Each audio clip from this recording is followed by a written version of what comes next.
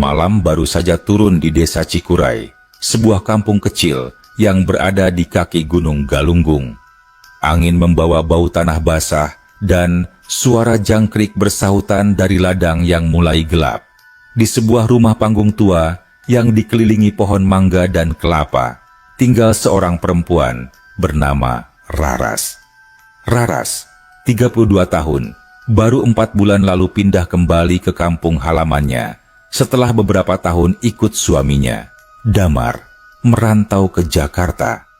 Tapi, bukan karena rindu kampung halaman ia pulang, melainkan karena Damar yang mendadak mengusulkan, "Kita balik kampung dulu, Ras. Aku capek sama hiruk-pikuk kota." Waktu itu, Damar bicara pelan, tapi sorot matanya serius. Raras menuruti, walau hatinya sempat bertanya-tanya.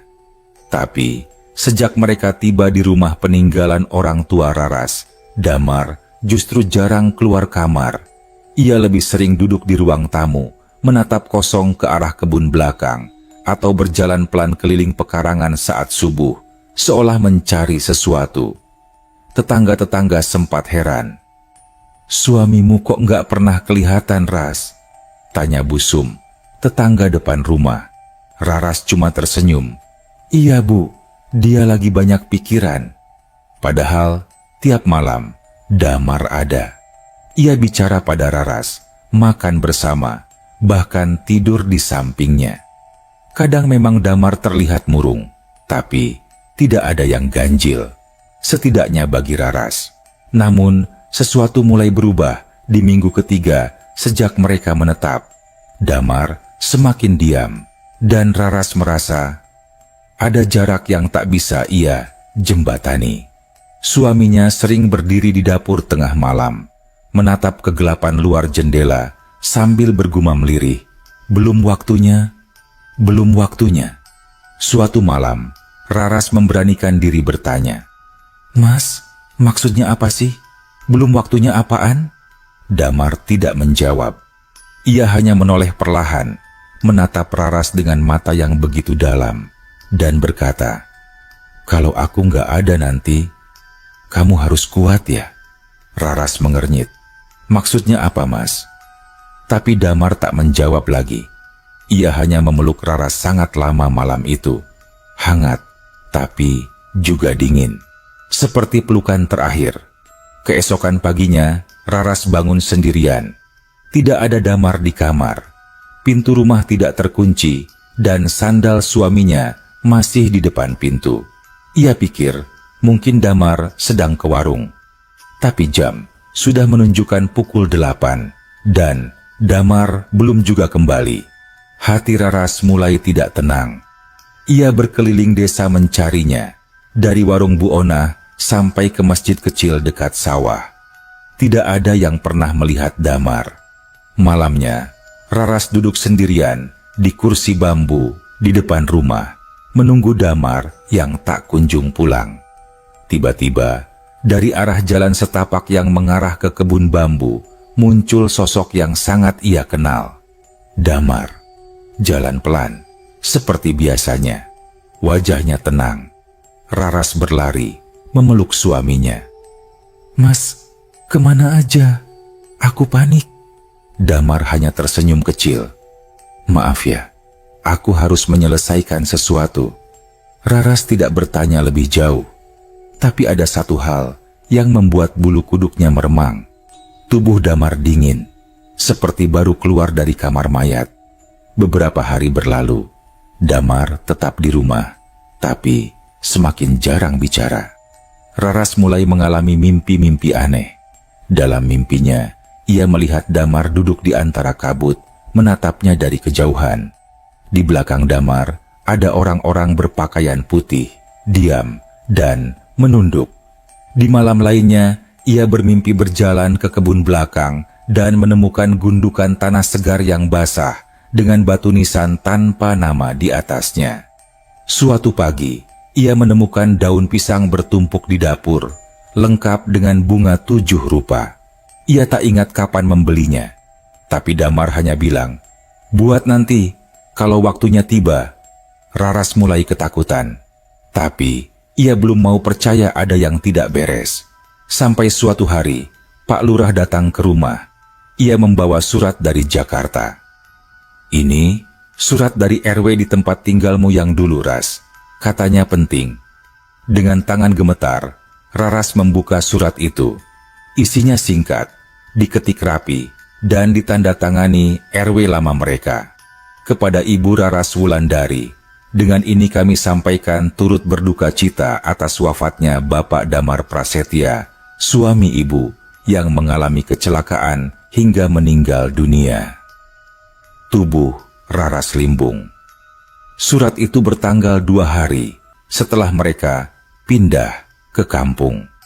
Tangannya bergetar saat membaca ulang kalimatnya. Jenazah telah dikebumikan di TPU Karet Bifak, Jakarta. Kami mohon maaf atas keterlambatan informasi ini karena kesulitan administrasi. Raras terjatuh terduduk. "Nggak mungkin. Mas Damar tiap hari ada di rumah. Dia masih di sini.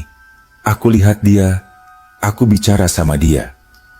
Pak Lurah bingung. "Maksudnya, Ras?" Tapi Raras sudah tak sanggup bicara. Air mata mulai mengalir. Di kepalanya, kilas balik semuanya. Tatapan kosong Damar, bisikan, belum waktunya. Tubuh yang dingin, pelukan terakhir. Malam itu, Raras menunggu. Duduk di kursi depan rumah, seperti malam-malam sebelumnya. Angin dingin menari di antara pohon kelapa. Suara kodok dari sawah mengalun pelan. Dan benar saja, sosok Damar muncul dari kegelapan. Kali ini, ia tidak bicara. Ia hanya berdiri diam, menatap Raras dengan tatapan sendu. Raras berdiri. Ia tidak menangis lagi. Ia hanya berkata lirih, "Mas, kenapa nggak pamit baik-baik?" Damar tersenyum kecil. Kali ini, senyumnya berbeda. Ada damai, ada perpisahan. Perlahan, tubuhnya memudar di antara kabut malam yang turun dari gunung. Malam itu jadi malam pertama Raras benar-benar sendiri. Tidak ada suara langkah kaki Damar di teras. Tidak ada suara piring beradu di dapur. Tidak ada bisikan lembut dari suaminya yang biasanya menenangkan. Hanya suara alam, jangkrik, daun yang tergerus angin, dan gelegak tak kasat mata yang perlahan tumbuh di dadanya. Rasa kehilangan yang dalam. Tapi rasa itu datang bersama sesuatu yang lain. Rasa heran. Jika Damar memang sudah meninggal sebelum mereka tiba di desa, lalu siapa yang selama ini bersamanya? Apa yang sebenarnya terjadi? Sejak surat itu datang, Pak Lurah menjadi lebih sering mampir. Mungkin karena khawatir Raras syok atau karena ingin tahu lebih banyak. Tapi Raras memilih diam. Ia menyimpan semuanya sendiri. Namun, rasa sunyi itu lama-lama menyesakan. Raras mulai sering bicara sendiri, memanggil-manggil Damar di dapur, menyiapkan 2 piring saat makan, menyalakan lampu kamar seharian, seperti menunggu seseorang pulang. Suatu sore, ketika hujan rintik mengguyur pelan atap seng, Raras memberanikan diri ke kebun belakang. Ia berjalan tanpa alas kaki, menyusuri jalan setapak kecil yang dulunya biasa dilewati Damar setiap subuh. Di sana, di bawah pohon sawo tua yang rimbun, ia menemukan tanah yang sedikit berbeda dari sekitarnya. Lebih gembur, tidak ditumbuhi rumput liar. Ia jongkok, menyentuh tanah itu perlahan. Tidak ada batu nisan, tidak ada tanda. Tapi hatinya tahu, disinilah Damar bersemayam. "Mas, jadi kamu nggak pernah ikut aku pulang ya?" bisik Raras sambil menatap tanah itu. Hujan semakin deras. Tapi Raras tak beranjak. Ia hanya duduk di tanah, menangis dalam diam, seolah menumpahkan segala pertanyaan yang tak pernah bisa ia ajukan sejak Damar kembali. Besoknya, Bu Sum datang membawa pisang goreng hangat. "Ras, kamu gak apa-apa. Sejak Pak Lurah kesini, kamu jarang kelihatan." Raras memaksakan senyum. Aku cuma masih menyesuaikan, Bu.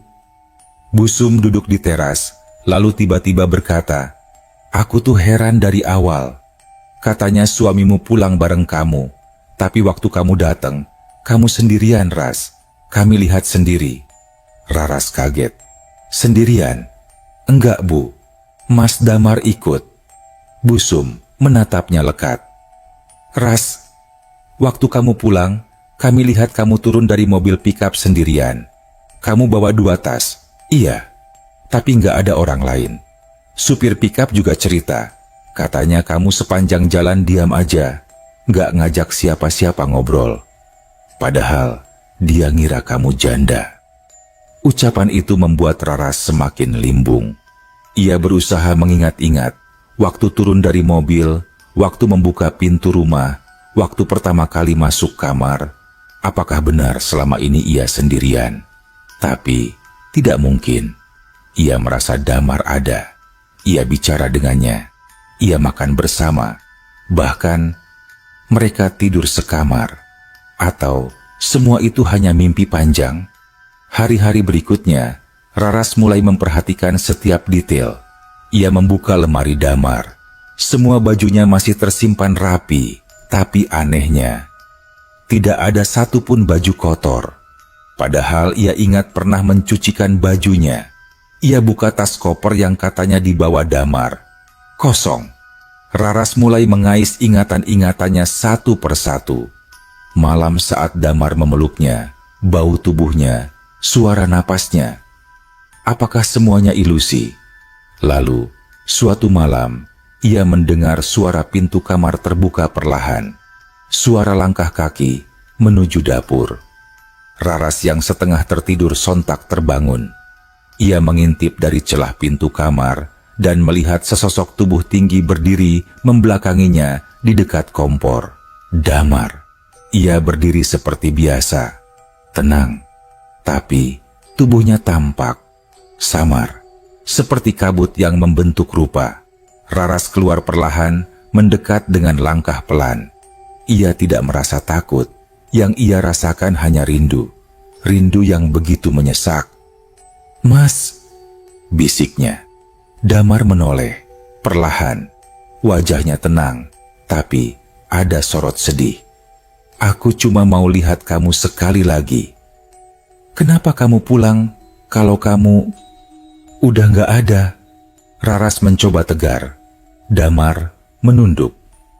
Karena aku belum siap ninggalin kamu waktu itu. Aku gak mau kamu sendirian. Air mata mengalir di pipi Raras. Ia tak tahu harus berkata apa. Sekarang? Tanyanya akhirnya. Damar menatap mata istrinya dalam-dalam. Sekarang aku siap. Besok paginya, Raras menemukan dirinya tidur di depan ruang tamu dengan selimut menyelimuti tubuhnya. Tak ada suara langkah kaki, tak ada piring beradu, tak ada bayangan Damar dimanapun. Ia tahu suaminya sudah benar-benar pergi. Namun, sejak malam itu, ada yang berubah.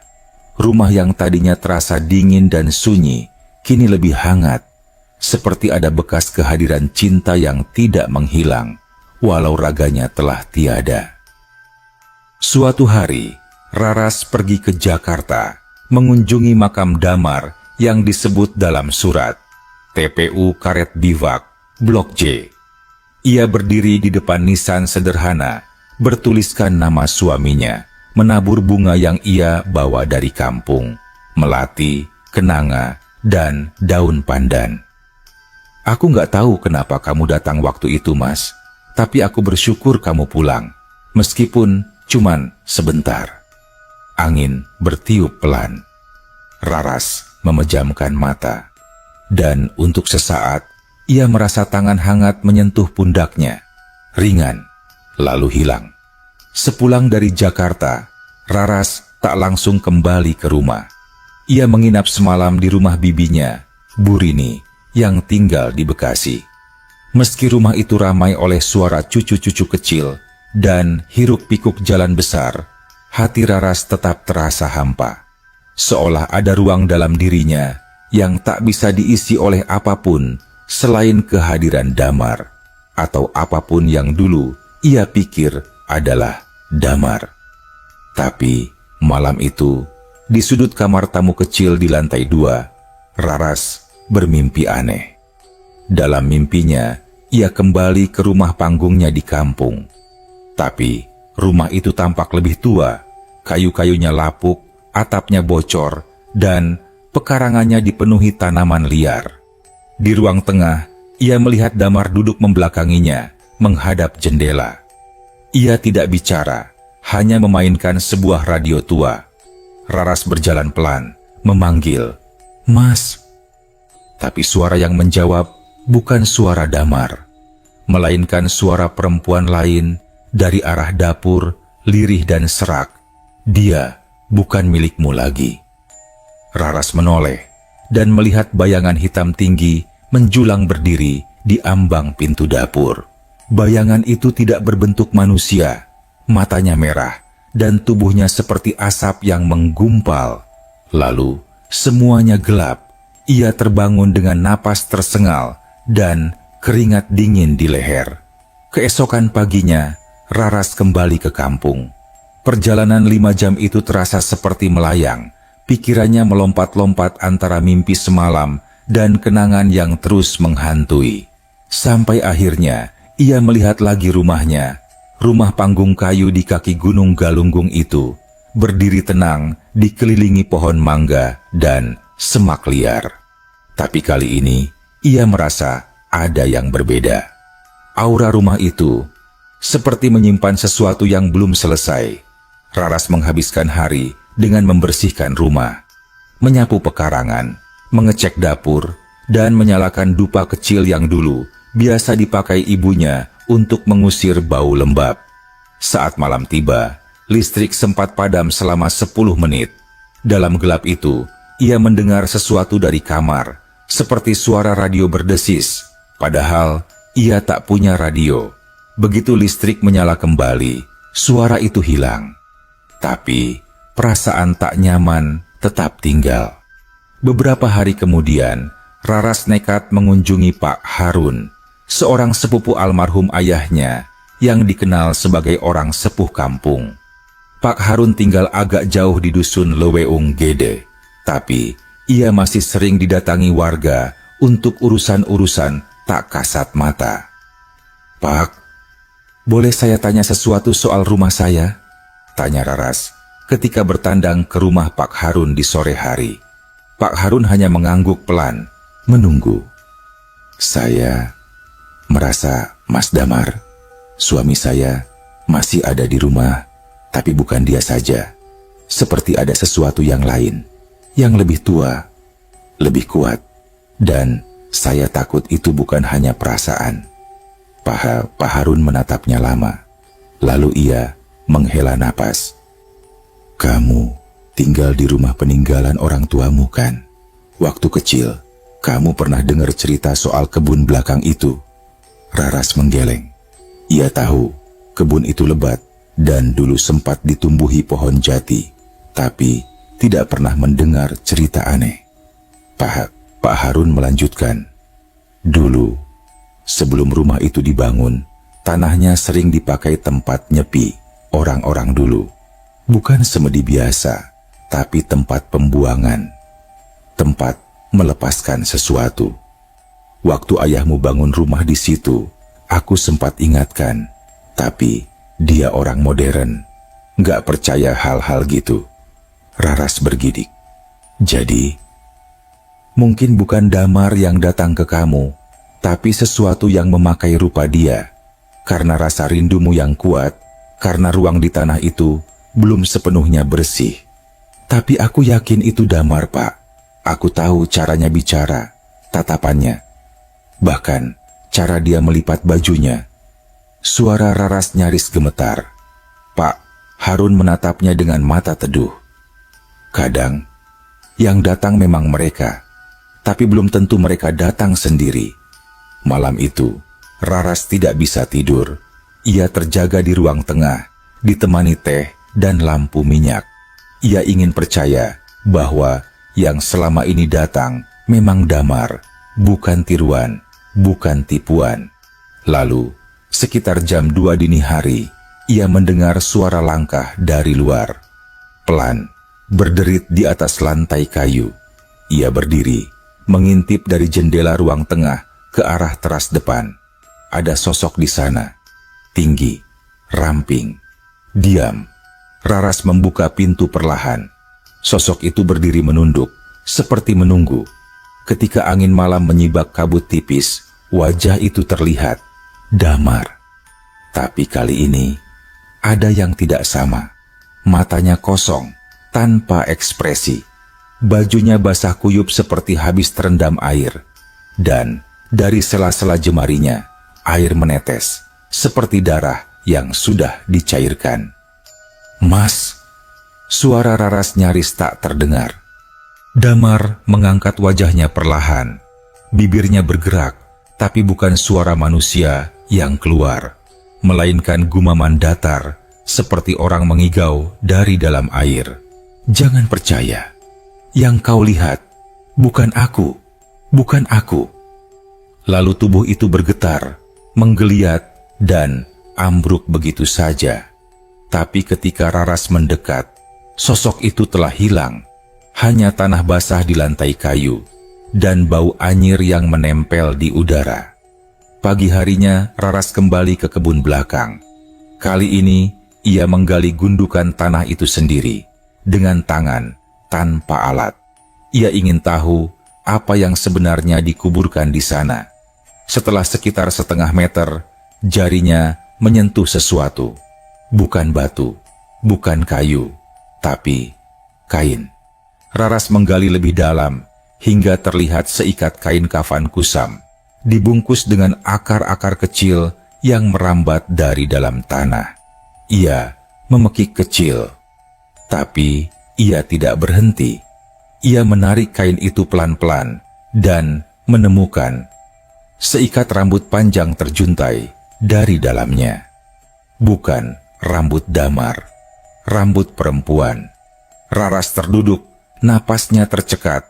Apa yang selama ini tertanam di sana bukan Damar, tapi sesuatu atau seseorang yang mungkin sudah lama menunggu, dan mungkin, hanya mungkin, selama ini Damar kembali bukan untuk menyapa, tapi untuk memperingatkan.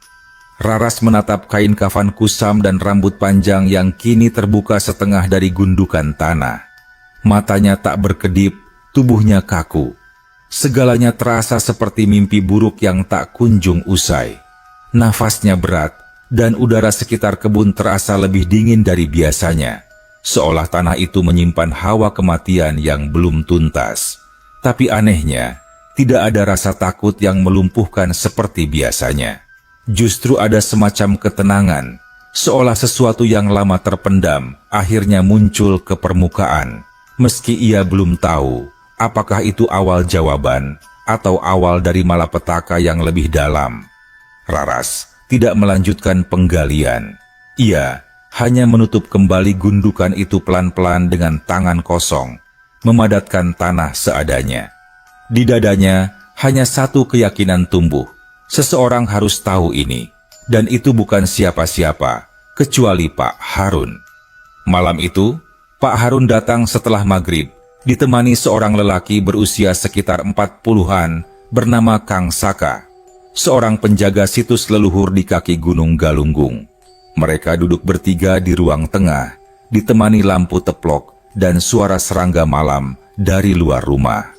Raras menceritakan semuanya. Tentang sosok Damar yang menampakkan diri basah kuyup, gumaman anehnya, hingga gundukan tanah dan penemuan kain kafan dan rambut perempuan. Pak Harun mendengarkan dengan mata terpejam. Kang Saka, yang dari tadi hanya diam, akhirnya angkat suara dengan tenang. "Kalau boleh saya nebak, itu bukan arwah Damar yang datang ke ibu, tapi bayangannya. Cerminan dari kenangan yang dipakai sesuatu, buat nempelin rasa. Biasanya, ini muncul karena ada penuntut yang belum selesai." "Penuntut?" tanya Raras pelan. "Iya, makhluk, atau energi, atau jiwa. yang merasa tempat ini miliknya. Bisa karena luka lama, bisa karena dendam, atau bahkan cuma karena tak ingin dilupakan. Raras menunduk. Tapi saya cuma ingin tinggal di rumah peninggalan orang tua saya. Saya nggak ganggu siapa-siapa. Kang Saka mengangguk. Saya percaya. Tapi kadang yang terganggu itu bukan kita yang hidup, melainkan yang sudah lama diam dan menunggu. Pak Harun menyela. Aku jadi ingat. Dulu pernah ada perempuan muda, pengembara dari Cirebon, yang tinggal di kebun itu sebentar. Katanya hamil di luar nikah, diusir keluarganya, tinggal sendirian di saung kecil. Tapi waktu itu, nggak pernah jelas kemana dia pergi. Orang-orang cuma bilang dia hilang, tambahnya lirih. Kang Saka mengangguk pelan, seolah mendapat kepingan puzzle yang hilang. Mungkin dia tidak pernah pergi. 3 hari kemudian, tepat malam Jumat Kliwon, Raras, Pak Harun, dan Kang Saka melakukan pembersihan tanah kebun itu. Tidak ada sesajen aneh atau ritual mengerikan, hanya pembacaan doa-doa sederhana, air bunga, dan penerangan lilin minyak. Kang Saka menggali kembali tanah itu lebih hati-hati. Saat kain kafan dan rambut panjang itu terangkat seluruhnya, mereka menemukan sesuatu yang mengejutkan. Sebuah gundukan tulang kecil yang telah menyatu dengan tanah, dan di sisinya ada sebongkah batu pipih, seolah batu nisan sederhana, tanpa tulisan apapun. Dia dikubur diam-diam, bisik Pak Harun, dan dilupakan. Kang Saka memandikan tulang-tulang itu dengan air bunga, membungkusnya ulang dalam kain putih bersih, dan meletakkannya di dalam kotak kayu. Raras menatapnya dalam diam, tidak lagi takut, tapi justru dihantui rasa iba yang mendalam. Kalau arwah itu gentayangan, bukan karena jahat, tapi karena dilupakan, ujar Kang Saka, nyaris seperti gumaman. Malam itu, Raras bermimpi lagi. Ia berada di kebun, di bawah cahaya bulan yang redup, tapi tak ada lagi rumput liar atau hawa dingin. Semuanya bersih, lapang, dan hangat. Di ujung kebun, berdiri sosok perempuan muda berbaju putih sederhana, rambutnya panjang, wajahnya pucat tapi damai. Di sampingnya berdiri Damar. Raras berjalan mendekat. Perempuan itu tersenyum padanya. Senyum tenang yang tak menyimpan dendam. Ia tidak bicara, hanya menunduk hormat seolah pamit, lalu menghilang dalam cahaya keemasan samar. Damar masih berdiri di tempatnya. Raras ingin lari memeluknya, tapi ia tahu, ini bukan lagi waktunya. Maka, ia hanya berkata, lirih, "Terima kasih, udah nemenin aku pulang, Mas." Damar tersenyum. "Kamu kuat, Ras, lebih kuat dari yang kukira." Lalu perlahan, tubuh Damar pun menghilang. Tidak mencair, tidak melayang, hanya lenyap seperti embun pagi. Raras terbangun dengan air mata hangat mengalir di pipi. Tapi, untuk pertama kalinya sejak lama, ia merasa hatinya tenang. Beberapa hari kemudian, Raras mengurus pemindahan tulang-tulang itu ke pemakaman umum. Ia meminta petugas mencatat nama di batu nisan sebagai seorang perempuan yang dilupakan. Ia juga menanam pohon melati di sisi makam, sebagai tanda bahwa seseorang pernah peduli, meski terlambat.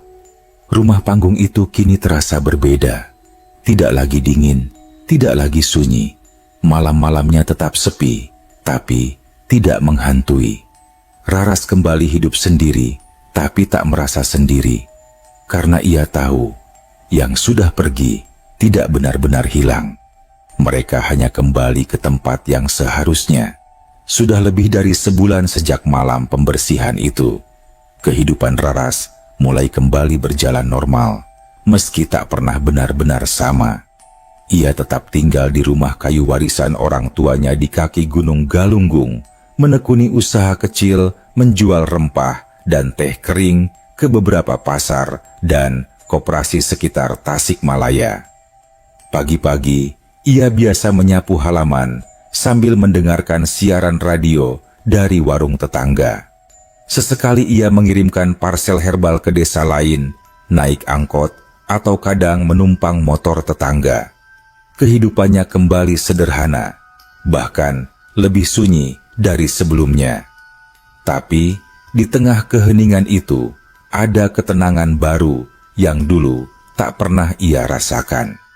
Ia masih memimpikan Damar sesekali, tapi tidak lagi dengan wajah pucat atau tubuh basah kuyup. Kini Damar hadir sebagai sosok biasa, seperti dulu. Duduk di teras, menyeduh kopi, membaca koran, atau menyiram tanaman. Ia tidak berkata banyak dalam mimpi-mimpi itu. Hanya senyum atau mengangguk, seolah ingin bilang, "Kamu enggak sendiri." Suatu sore di akhir bulan, Raras menerima surat dari kantor kelurahan. Ada undangan dari dinas sosial yang meminta kehadirannya ke kantor desa terkait penyesuaian data kependudukan. Dengan sedikit rasa malas, ia berangkat keesokan harinya. Di ruang arsip, seorang pegawai muda menunjukkan berkas yang membuat Raras tercekat. Sesuai dengan pencatatan data dari RS di Bogor dan data pemakaman tahun lalu, nama suami ibu, Damar Prasetya, telah tercatat meninggal dunia tanggal 12 Desember tahun lalu. Mohon maaf, apakah ibu belum pernah menerima dokumen ini sebelumnya? Tangan Raras gemetar saat menyentuh map coklat yang disodorkan pegawai itu. Di dalamnya ada fotokopi surat kematian, tanda tangan dokter, dan salinan surat pemakaman. Semua sah, semua resmi. Tapi yang lebih mengguncang adalah tempat kematiannya, RSUD Bogor, akibat kecelakaan lalu lintas. Padahal, Raras bersumpah, Desember tahun lalu Damar masih bersamanya di rumah, makan malam bersama, membenahi atap yang bocor, bahkan sempat membawakan keripik dari pasar Singaparna. Ia tak bicara apa-apa, hanya mengangguk lemah, lalu melangkah keluar kantor desa sambil menahan napas yang terasa seperti menabrak dinding. Damar benar-benar sudah meninggal. Malam itu, ia membuka album foto lama. Di sela-sela lembar plastik kusam, ia menemukan foto terakhir mereka bersama. Damar berdiri memeluknya dari belakang. Tangannya menutup mata Raras seperti sedang bercanda. Tapi kini, sorot mata itu berbeda. Seolah menyimpan rahasia yang tidak pernah ingin dibuka. Raras menangis diam-diam. Tapi bukan karena takut, bukan karena kesepian, melainkan karena akhirnya ia memahami satu hal. Damar memang pulang, tapi bukan untuk tinggal. Ia kembali hanya untuk menemani, menuntun, dan menolongnya melepaskan sesuatu yang tidak lagi bisa digenggam. Beberapa hari setelah itu, Raras membuat sebuah perubahan kecil. Ia membongkar lemari lama Damar, melepas semua barang-barang yang selama ini ia biarkan tetap di tempatnya. Baju-baju dilipat dan disumbangkan. Sepatu, buku-buku, bahkan sisir tua yang biasa Damar pakai. Semuanya dirapikan dan dikemas dalam kotak kecil. Ia tidak membuangnya, hanya menyimpannya dalam gudang sebagai bentuk penerimaan. Lalu, ia menata ulang ruang tengah, memasang pot bunga baru, membuka jendela lebih lebar, dan meletakkan radio tua di sudut ruang. Radio yang bahkan sudah lama tak menyala, tapi kini terasa seperti saksi dari semua yang sudah berlalu. Dan malam itu, untuk pertama kalinya, ia tidur nyenyak, tanpa mimpi, tanpa bayangan.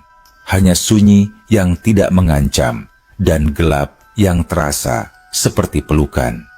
Beberapa minggu kemudian, Raras membuat kunjungan kecil ke makam perempuan tak dikenal yang pernah ia temukan di kebun.